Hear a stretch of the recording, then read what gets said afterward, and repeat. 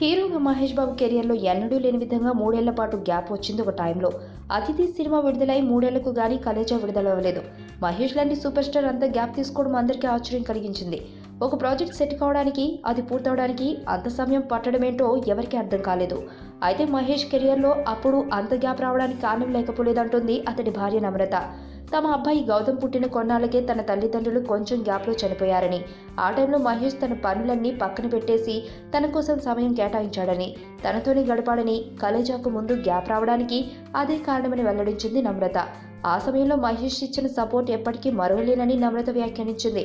మహేష్ తన తల్లిదండ్రులను ఎంతగానో ప్రేమిస్తాడని, అతను గొప్ప కొడుకని, అలాగే పిల్లలను కూడా అంతే బాగా చూసుకుంటూ గొప్ప తండ్రిగాను ఉంటున్నాడని నమ్రత చెప్పింది.